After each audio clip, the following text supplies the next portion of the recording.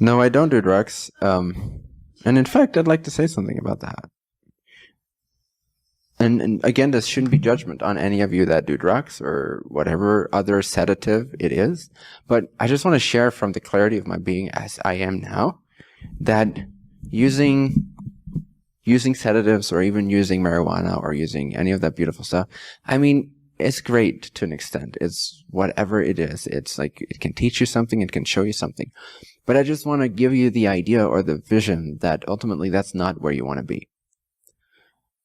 It's not where you want to be. Why? Because at some point, your sense of self becomes so precious to you, who you actually are becomes so comfortable to you, that even to deviate from that a little bit by using something, it just seems out of alignment. It just doesn't feel good anymore. Unless for some reason it serves that purpose, and then you will feel that. You will know that, and you will act on it, but it will be a conscious moment-to-moment thing.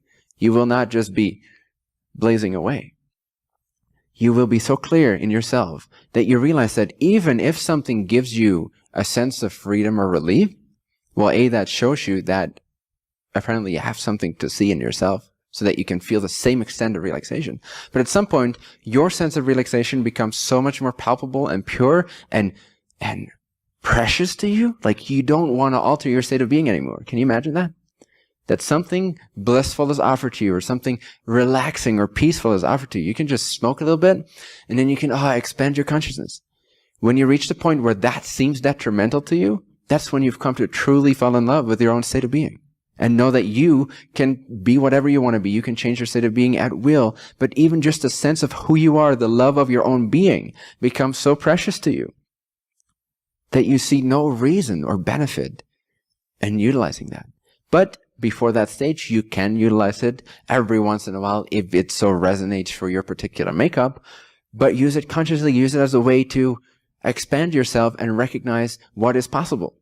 And now what I'm sharing with you, and then in relationship to marijuana most of all, because if anything, I feel that's most relatable to most of you, that's most applicable. So let's just use that as an example. This is the most frequently used thing.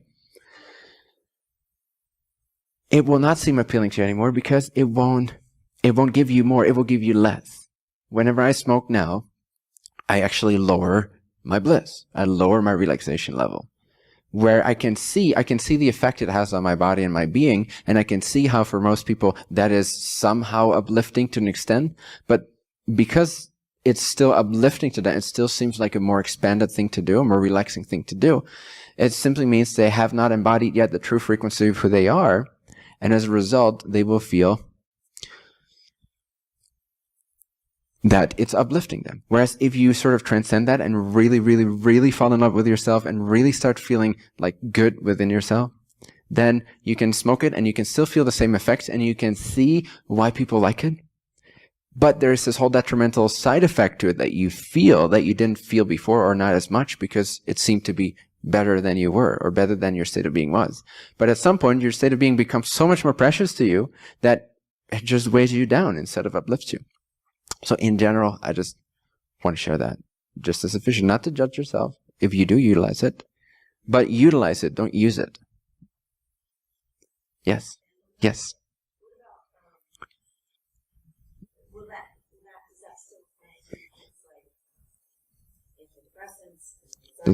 Does that still apply to things like antidepressants and anxiety medicines?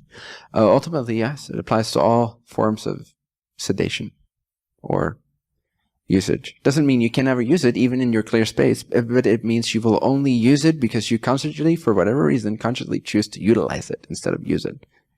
Utilize it. Utilize it for a clear intention.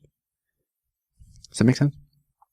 And of course, you are at wherever you're at, and if you need antidepressants for whatever reason and it feels like that's good for you, then I don't have any judgment about that or anything to offer you. It's up to your own path, it's up to your own resonance, up to your own pacing. Ideally, there is no need for any sedative, because all these things are just keeping you from really seeing what you want to see, which is that you are unconditional love. And every idea that opposes that, you want to see every idea that opposes that. And one way to glimpse that is to maybe take drugs, but it's just a sort of alternate way. And once you use it unconsciously, you're no longer utilizing it. You're no longer using it as a teacher. So fall in love with yourself. Whenever you have the urge to, let's say, smoke marijuana, fall in love with yourself instead for just a moment before you light it up. Just fall completely in love with yourself and see if you want to forsaken that for an altered state. Who would want to be in an altered state? If you want to be in an altered state, then alter your state, right? Thank you.